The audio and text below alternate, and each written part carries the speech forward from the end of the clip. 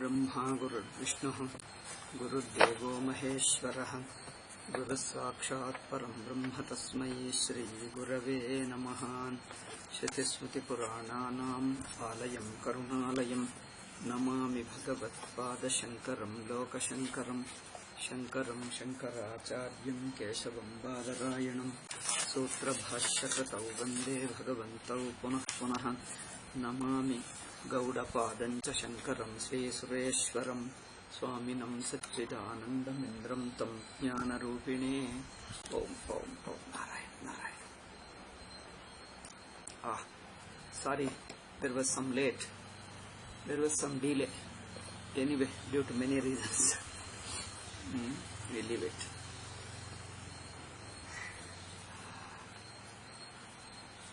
Adhyasa, Purvapakshi said, Adhyasa is not possible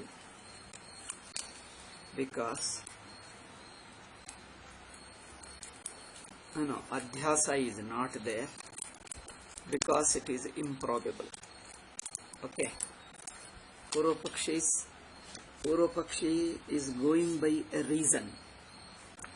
Due to some reason, it becomes probable, then we accept its reality.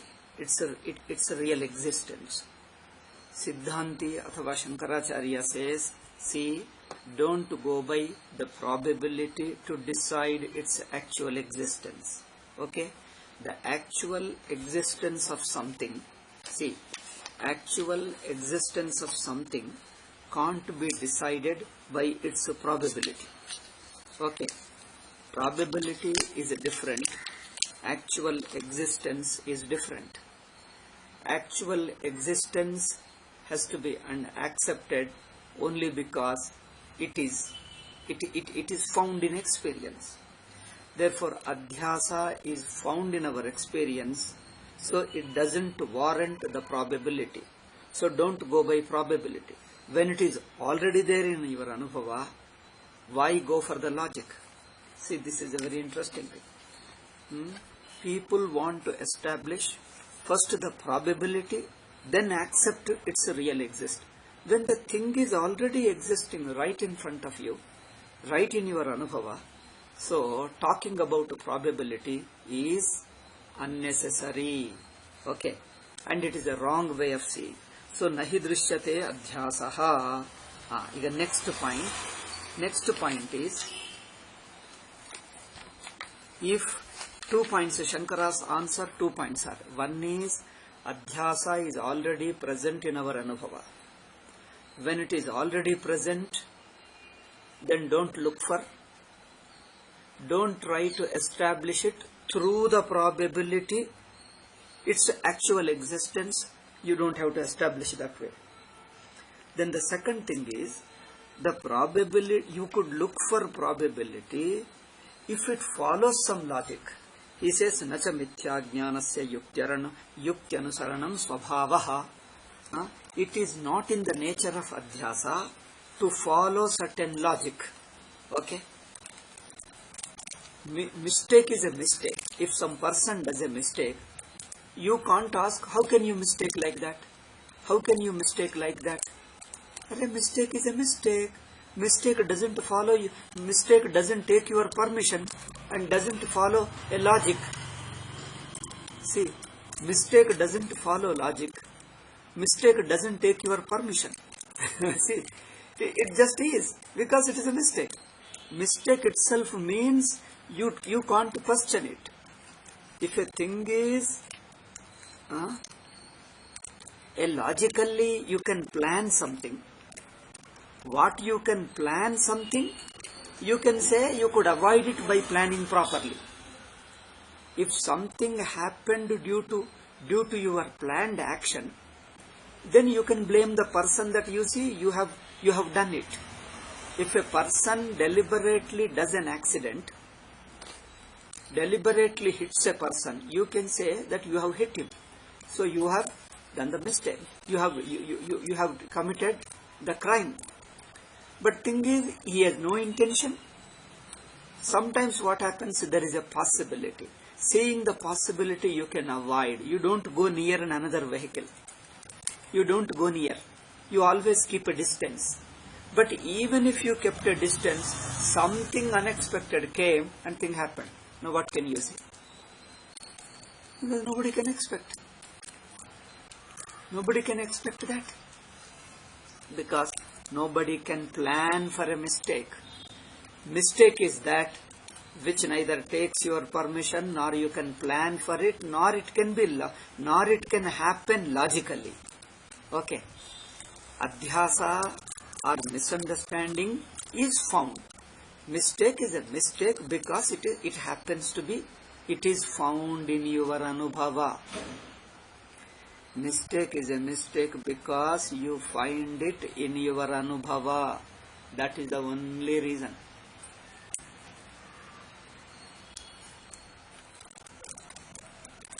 Therefore, Shankaracharya says, Adhyasa is a sarvaloka pratyakshaha, which is going to say, not now. Adhyasa is a sarvaloka pratyakshaha. It is in the experience of everybody. Nobody can deny. The only reason that there is a adhyasa is because it is there. You find it, that's all. We find adhyasa because we find it. That is the only reason. We find it because we find it. Nacha mithya jnanasya yuktyaru anusaranam svabhava. Here next point. It is not in the nature of adhyasa to follow a certain logic. Because yena yukti vihinatvat nasti adhyasaha ityapi syat. Therefore, you cannot say that there is no adhyasa for want of logic. Okay. For want of say yukti vihinatvat. For want of logical probability, you can't say adhyasa is not there. See the sentence of Swamiji. Yena yukti vihinatvat nasti adhyasaha ityapi syat. If the nature of adhyasa is to follow a logical pattern, then for want of logical pattern, you could have stated that there is no adhyasa. See the point, the logical connection. Since adhyasa, it is not the nature of adhyasa to follow a logic. Okay. It is not its nature to follow a logic. Therefore, you can't say for want of such a logical sequence, you can't say there is no adhyasa. That means a logical sequence is not required for it, because that's what it is. That's what adhyasa means. For this, see, Swamiji found wherever bhashya is little doubtful in the sense it is ambiguous. If adhyasa, if bhashya statement gives room for multiple interpretations, or if it is obscure, not clear, then what happens? Swamiji took the help of other areas of same Shankara Bhashya, other areas, other places in the entire Prasthanatrayi Bhashyam. Anywhere else, Shankara touched the same topic and explained a little more clearly. Or he looked for Gaudapada, or the ultimate resort is Sureshwara. He depended on Gaudapada, Shankara and Sureshwara. Here, Sureshwara clears the point very beautifully. Swamiji quotes here Naishkarma Siddhi of Sureshwara. Seyam bhrantir niralamba sarvanyaya virodhini sahate na vicharam sa tamo yadvaddivakaram. Seyam bhrantihi, this bhrantihi niralamba. Alamba andre karana. This bhranti doesn't have any karana.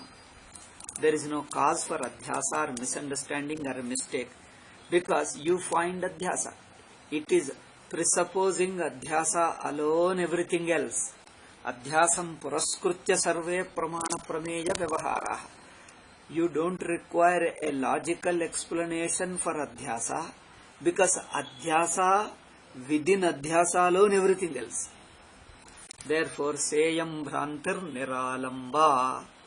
Okay, next line of the shloka, sarvanyaya virodhini. Sarvanyaya virodhini means it doesn't follow any logical pattern. It doesn't follow, it doesn't require a particular logic or logical pattern. Sarvanyaya virodhini. Okay. If it is so illogical in the sense it doesn't follow any logical pattern, then one more point. The nature of adhyasa is sahate na vicharam sa. It doesn't stand the inquiry. It doesn't have 3 points he told. It doesn't have a cause. It doesn't follow any logic. But when you try to observe it, question it, examine it, it doesn't exist. Sahate na vicharam sa. It doesn't endure. It doesn't stand logic, doesn't stand inquiry. How? He gives a beautiful example. Tamo yadvad divakaram. The darkness cannot stand a lamp. Very interesting. A darkness, if you want to find out what is darkness with the help of a light, what happens? You never find darkness because it doesn't exist. It exists only in the condition of non-inquiry. When you don't observe alone, it happens to be. When you don't observe, when you don't examine, it seems to be found. As you become alert, it doesn't exist. See, the laziness, the sleepiness. If you are not alert, the laziness or sleepiness comes. But once you become alert, sleepiness doesn't exist at all. For this, our acharyas, each one, that's why we call it a tradition. Tradition is not made by one person. It is made by many acharyas. Therefore, in this connection, we can take very Ramana Maharshi's example, very beautiful, simple example. Excellently he gives this example, which a common man can easily relate to. It happened, once it happened that there was a marriage function going on in those days. So there were no current, these what you call power lights. They were using Petromax with the help of some petrol or kerosene oil. With the help of kerosene oil, there used to be some bright lamps. And you have to, there is a tank, kerosene oil tank below, and you pump it and then it glows.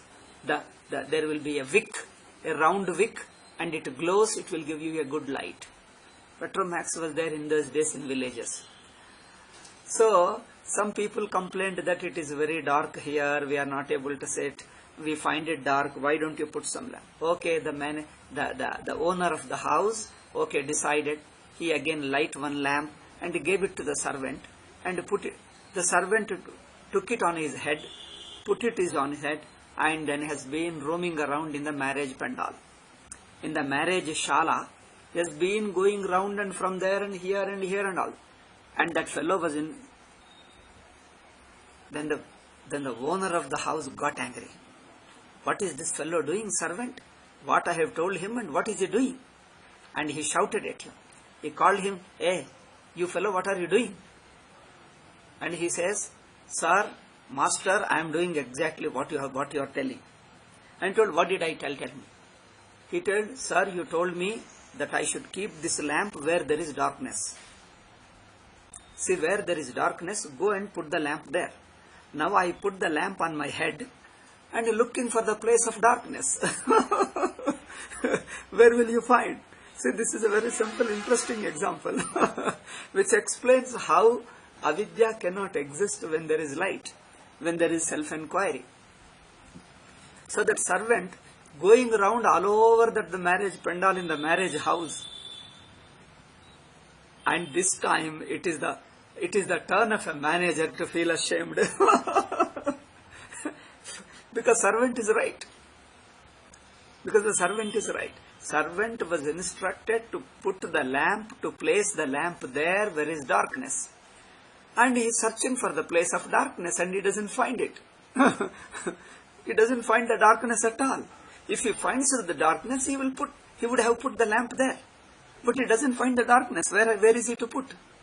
So wherever that fellow goes, he will never find the darkness. Let him search all his life for even 1 century. Because with a torchlight in your hand, if you look for darkness, it's impossible to find. See, tamo yadvad divakaram. All these examples, the most interesting thing about our Indian philosophy is examples. They give beautiful illustrations. For every most difficult, subtle idea, they'll give a very simple illustration so that a common man can listen and understand philosophy. Even the Advaita-like thing can be easily understood with the help of illustrations. Western philosophy, no illustrations. They always speculate, boy, endless speculation. Our philosophy is much easy to understand. Okay. So, sahate na vicharam. So, adhyasa which appears to be there ceases to appear. Ceases to be there as you inquire. You inquire. It is not that it goes away. We don't say adhyasa goes away. See, note this point. To say that goes away, you must accept it. It was there at one time. Adhyasa having existed for some time, later goes away, we don't say that. We don't say that. That it existed for some time and now it goes away. We only understand adhyasa never existed. Okay. The Purva Pakshi told there is no logic. There is no probability logic. Yes, Siddhanti says there is no logic for the adhyasa to exist.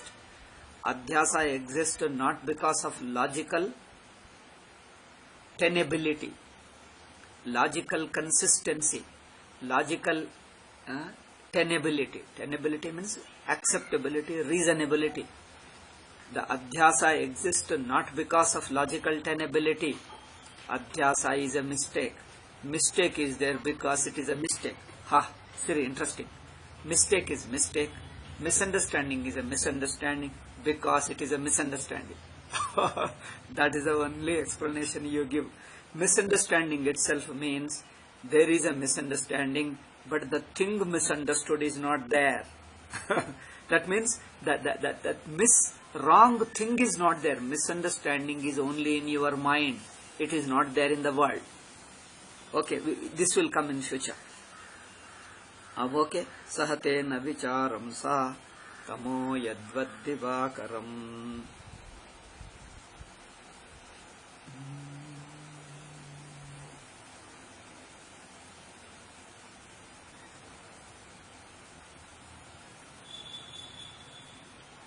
Tasman mithyagnanamadhyasaparapariayam yatha varnitavastiti. Therefore, mithyagnanam or adhyasa as described before. As described before means, how was it described? Anyonya, the mutual. Atma, anatma, you don't see them too. You have an experience in which Atma is the same Anatma, Anatma is Atma. They look as one. That is the mistake. Tannimittascha loka vyavahara. And there is a loka vyavahara, the entire worldly process. See, this loka vyavahara is an interesting word. The entire worldly process. The sun and the moon and the stars and the objects and the earth and the multiple objects, the variety of worldly objects, the time and space, the subject-object duality, all this you find, all this is a worldly process. The entire worldly transactions, worldly process includes worldly objects and world itself. Okay? World itself is a worldly process. Okay? World doesn't exist independent of worldly process. The world is part of the worldly process. The world is a part of Vyavahara. World is a part of worldly process. Process means experience, which we have already discussed. What is Vyavahara? One is experience. Experience means a thought. Second is your expression. Third is behavior. So Vyavahara can be translated in English as thought, expression and behavior. Thought, expression and behavior. Thought, expression, behavior, these three put together we call Vyavahara. Okay. You think something to be like that.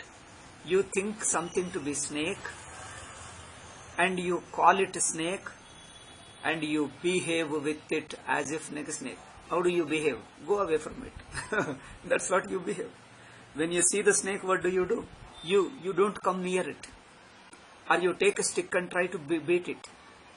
Or what else you do? You try to go away from it. Because it will bite you. You are afraid. So you treat it. You behave means you treat it like a snake. You think, you talk of it, and you treat it like a snake. These three put together is called Vyavahara. Therefore, Vyavahara is a difficult word to translate in English. People tried procedure, transaction, process, procedure, process, transaction. I don't know how they try to use many English words. I found no single English word covers this entire what you say, range of meanings. This entire range of meaning, no single English word covers. Thought, talking of it, thought of it, you think like that, you talk like that, and you interact with it, and you treat it like that. You use it like that. Treating, interacting and using also. You use it that way. You treat it like that. You interact with it. You behave with it that way. All this put together is Vyavahara. I think Vyavahara can only be explained, can't be translated with one word or one sentence. Okay. Therefore, Loka Vyavahara is due to Adhyasa. Say, this is to be important. The entire world. You think that there is a world. You speak about the world. And you treat it, you use it, you interact it, you experience it, you work with it. Whatever you see, the entire process with the world.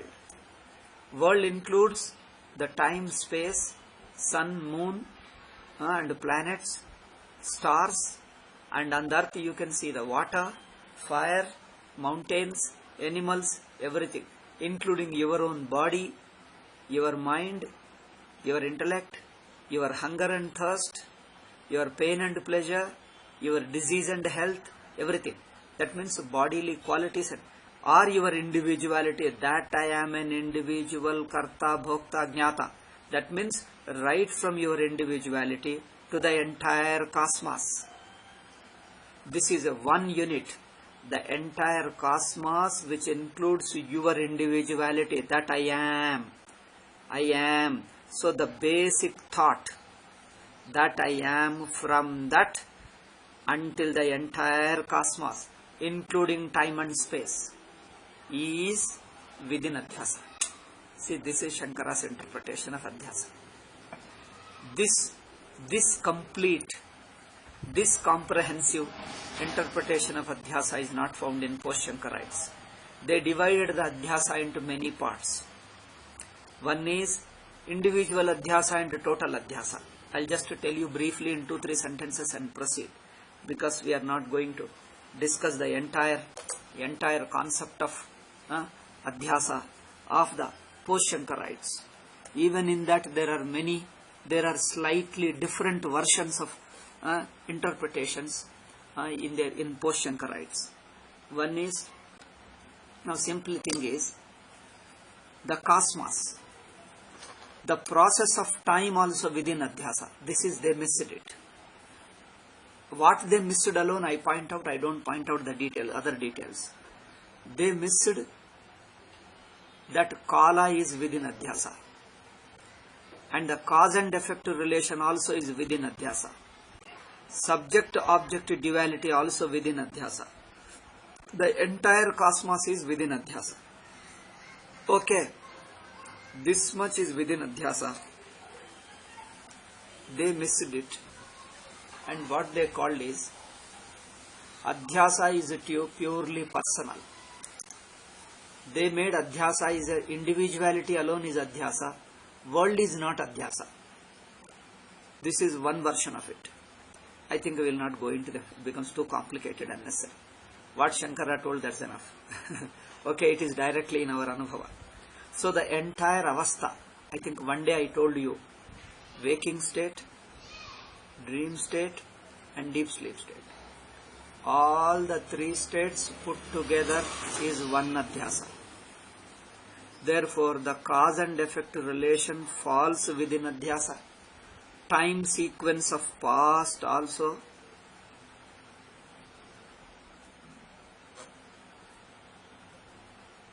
Falls within adhyasa.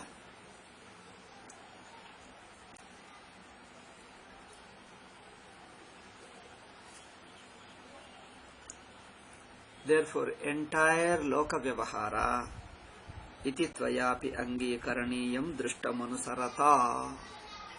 If you follow your experience, Shankaracharya is addressing the Purvapaksha. If you follow your experience, then you have to accept what?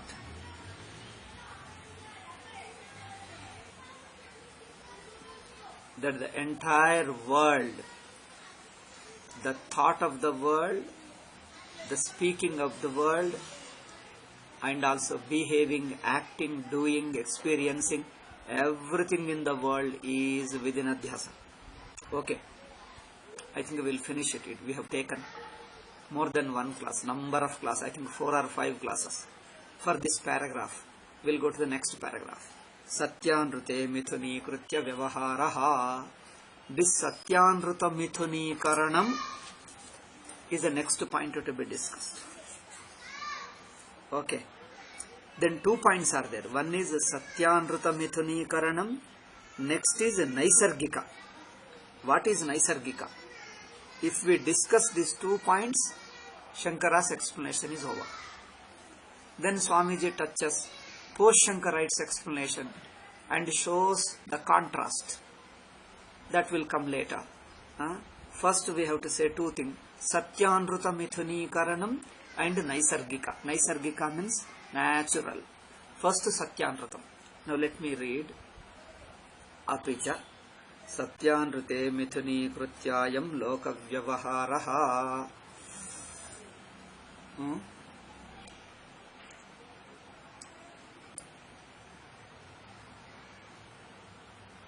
I speak little slowly, okay. Yadrupena nischitam satyam anrutam. Satyam and anrutam, these two are mithuni karanam, are mixed up. Now let us understand what is satyam, what is anrutam. Anrutam means mithya. What is satyam?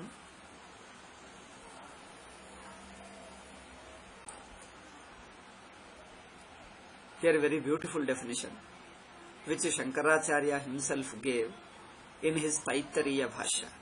You ask the modern people, modern means those who are following post-Shankarite Vedanta, Vyakhyana Vedanta. You ask them what is Satyam. Modern English medium Vedantins started their Vedanta with Tattva Bodha.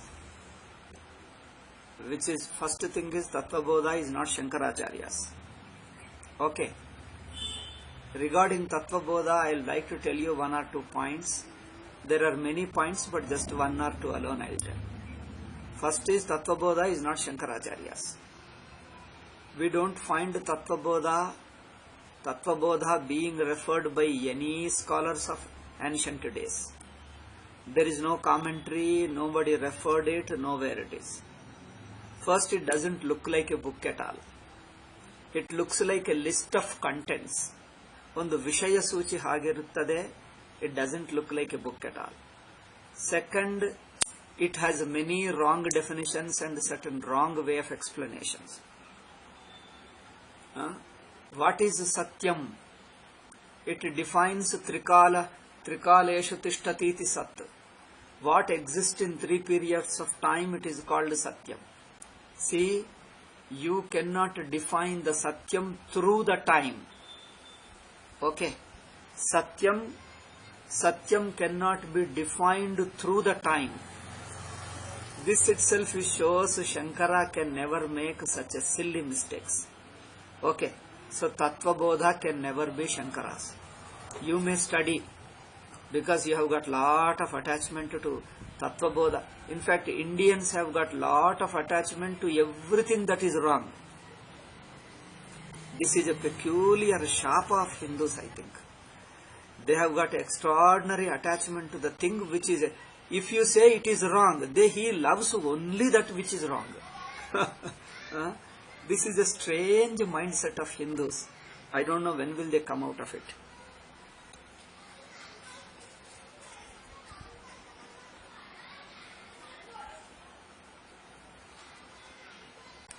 If you say the book is not good, see, if you say the book is not right, what you are supposed to say? What a person is supposed to say? When I say the book is not a good book, a thinking person would immediately question where are those mistakes according to you? You may not agree the mistakes, but at least you can ask. The question should be why and where. Where are those mistakes? Where do you find those mistakes? What are the reasons for rejecting? So that what part can be accepted and what part can't be. Okay. Whomever I have told that it is not Shankara's, it contains certain serious mistakes. You know what they say? No, I am just telling for the beginners. You see, I told it is wrong. He says, no, I am telling it for beginners. What do you mean that? Therefore, the beginners should learn the mistaken book. The book which is full of mistakes, should beginners can learn and later you will correct the mistakes. Is that what you mean? People, then I understood this is called emotional talking. It's not a reasonable talking. I told you it has contains mistakes. Then what the question, the reasonable question expected is, oh, do you mean there are mistakes? Let me know where the mistakes are. Then that will be a challenging to me who accuses falsely. If I accuse falsely, you will be challenging me. Let me show me where are the mistakes. Then it will be a question, so that I will not talk loosely without knowing where the mistake. I can't just jump to, just sweepingly say, oh, that's a wrong book. People just to pass on like that. Pass comments. If you challenge them, where are the mistakes? They will not be able to point out. A person who cannot know the mistakes, who doesn't know the mistakes, cannot point out the mistake, cannot pass on this ready-made conclusion that it is not good, don't pass on. Unless you know where it is wrong and how it is wrong. Never pass on. Just because I told Tattva Bodha contains some mistake, you don't repeat it to others. Because you learn where the mistakes are, then only you repeat it. Without knowing the mistakes for yourself, don't repeat it. First you learn if you want, otherwise leave it. Leave it. And I told the very definitions are wrong. The explanations themselves are wrong. A few mistakes only I told. There are many mistakes. I wrote it in a notebook. Shall I tell you one more thing? One more is interesting thing. Rama is also listening. Good. So I shall tell. Because I was looking for him. This point I wanted to bring to the attention of him. One Swami was talking to a Christian missionary. And missionary is trying to say, oh, my religion is great, Jesus is great and all those. This Swamiji thrashed him out. Thrashing in the sense, defeated him. Every sentence of that missionary, Swamiji criticized and found fault with him. And you say, your religion falls flat. At every step, it is totally wrong. And you know, that missionary being defeated, unable to answer the questions raised by Swamiji, unable to defend his stand. Not only that, unable to stand in front of him, sit in front of him. That fellow once said that, no, Swamiji, I'll take leave. I shall take leave. I'll go away. Swamiji asked him to come and sit for a while. And then again he pointed out. See, after pointing out few mistakes, all the mistakes, now you know what he advises him. Therefore, my advice is, your religion is supremely great for you. Therefore, follow your religion, it is very great. My God. Do you understand? Paramatam apratisiddham anumatam bhavati, Shankara statement. Okay? Paramatam apratisiddham anumatam bhavati. A matam, a view, a concept, an idea, a philosophy which is not rejected, which is not refuted, is acceptable. But here Swamiji has found fault with him, refuted him, and found all mistakes. When you find all the mistakes, when you refute him, dismiss him, then what you are supposed to do? I think this is my view. Okay. This is my view. After all, people have their own freedom. But I am just telling my view. Okay. Anything I speak, it is my view. If it appeals to you, you take it. Because when I say something, I give you logic also. And if logic is convincing to you, you can take it. Otherwise, you can drop it. Okay. Even right in front of me, you don't have to tell me. You can openly dismiss it. Because nothing imposition. I don't impose on anybody. I don't love to impose. Because nor I want to be imposed. I also accept which appeals to me.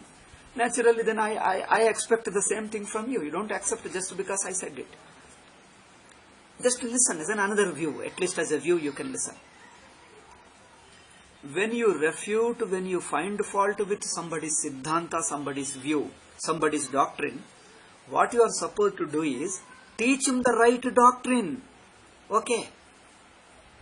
You teach him once you having refuted his doctrine, then bring him to the right siddhanta.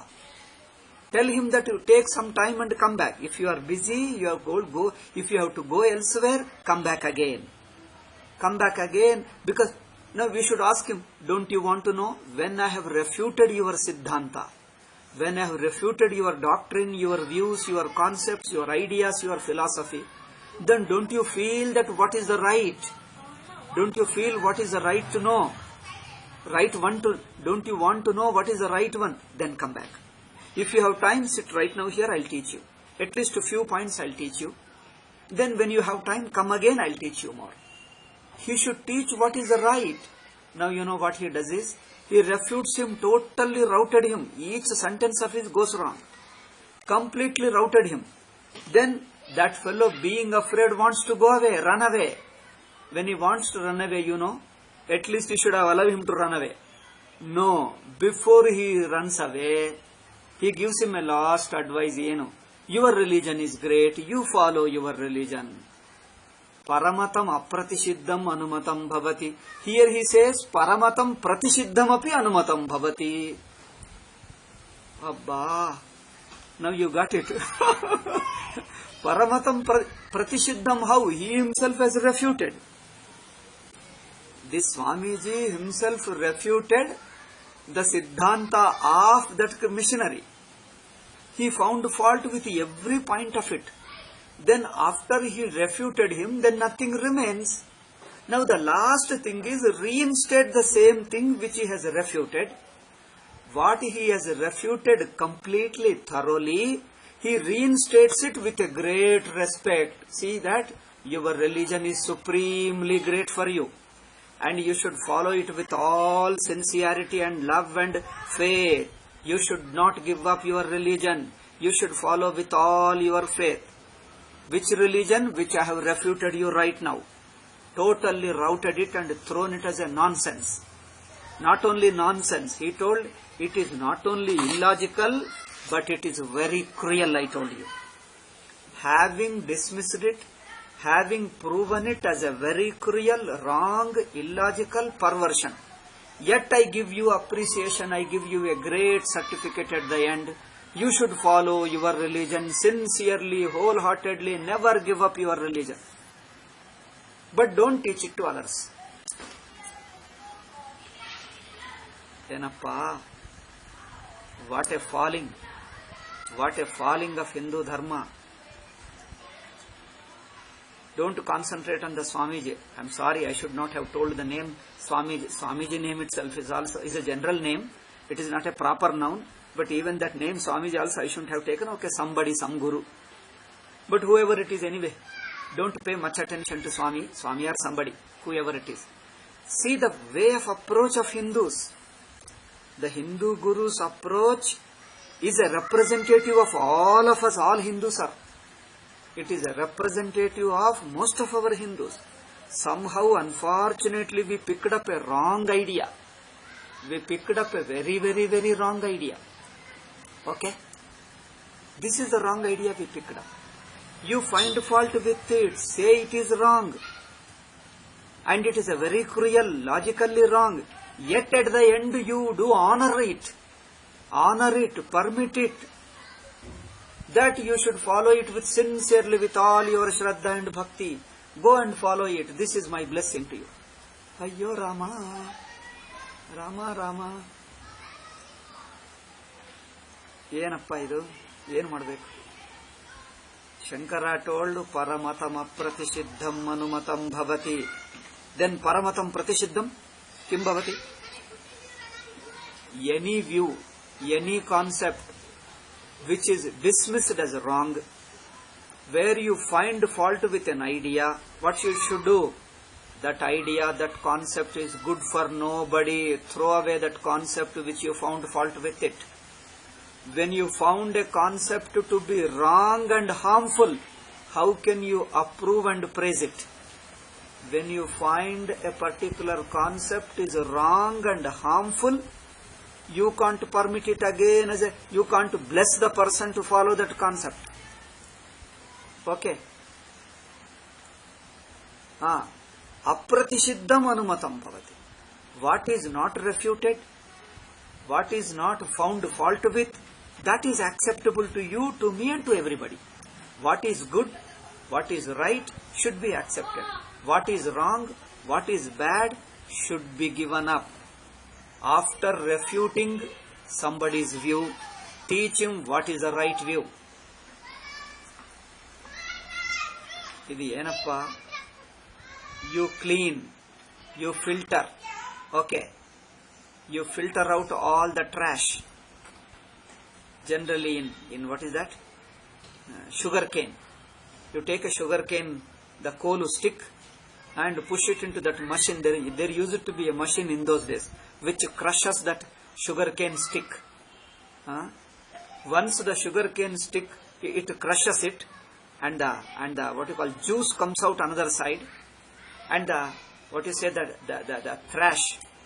trash goes away one side, and the juice comes on another side.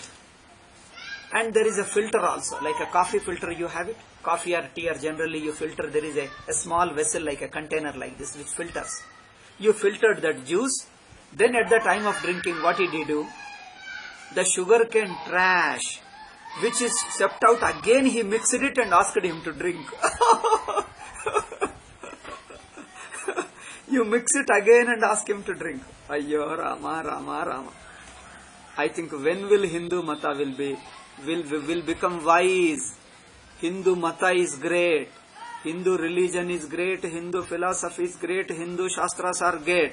But the Hindus of 19th, 20th century have become unfit for Hinduism. Okay. We have become unfit for Hinduism. Learn your Hinduism.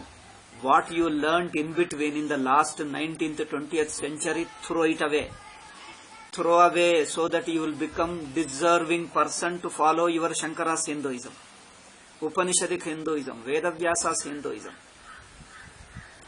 What you learnt under the British rule and Muslim rule, mainly British rule only, and it includes Muslim rule also anyway. What you learnt under the British rule, Muslim rule, British rule, and alienated Hindu rule. Okay. The Hindus who are self-alienated Hindu rule, Rule means not only political rule, even intellectual rule also. Our 20th century gurus wrote many good points. Many good points they wrote, but they wrote lot of nonsense. All religions are same is one of such a most nonsensical, utterly foolish thing. See, our people brought out many beautiful things of Hinduism, but also propagated most utterly nonsensical thing. All religions are same. Okay. What you refute as a Islam, as a Christianity, most useless, vulgar and destructive, harmful concepts, harmful ideologies, political ideologies, then later you approve, that is a great, you follow. Abba. So this is most harmful thinking of Hindus, highly dangerous thinking of Hindus. Okay. It is a highly dangerous thinking of Hindus. Therefore, I say first Gurus. I am not in a position to be able to teach Gurus. When the Gurus themselves make mistake, I don't know who is to teach. But I am in a position of disciple only. I am not a Mathadipati, Peethadipati. Our Swamiji did not start a Matha Peetha system. It is a simple ashrama. Sadhus can live and study. And our administration, all decision capacity, all right to decision has been totally handed over to Grihastha committee members. So they alone decide everything. We live here as a sadhu. If somebody comes, we teach. That's all. We have no right to decide anything here. No syllabus, nothing here. So we have no Mathadipati system, Peethadipati system here.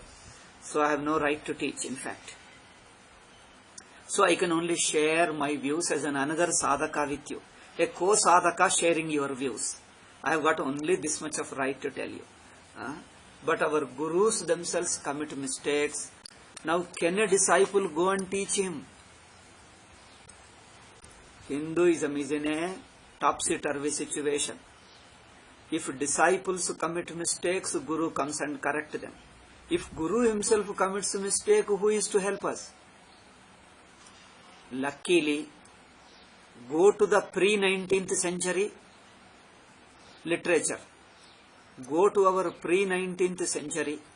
Even if you want to go to the Shankara's Veda Vyasa's period. And those books alone are real gurus. And the later 19th, 20th centuries, compare with the ancient literature. Whatever is acceptable to them, only take that. All remaining is due to British influence and Islamic influence. And they themselves are alienated people. All that trash you throw away. So you need a good viveka to listen to our 19th century, 20th century gurus. To listen to late 19th century, from 1850 onwards. Late 19th, or you can take it late, generally 19th century. 19th, 20th century period gurus have to be filtered. On what strength? Our own Shankaracharya, our own Purvacharyas, our own Purva Sanskrit literature. With the help of them, screen them, correct them. Okay. Because luckily we have Shankara Bhashya available, we have Puranas available, we have Bhagavad Gita, we have still Bhagavad Gita. Okay, we have Puranas, we have Shankara Bhashya, we have earlier literature. That is lucky, we are greatly blessed that we have Purvacharyas writings. But the 19th, 20th century, you have to filter and take what goes with the Purvacharyas and what they have brought due to the influence of Islam and Christianity. What they brought due to Islam and Christianity, both the concept of philosophy and also personal weakness for wrong things. Hindus have got a personal weakness for wrong things. An appreciation, a foolish appreciation, what you dismiss as a wrong, still you appreciate it. Paramatam apratishiddam anumatam bhavati, Shankara told. They have changed it to paramatam, which is pratishiddam, still acceptable, anumatam bhavati. This statement we have to dismiss it. Okay.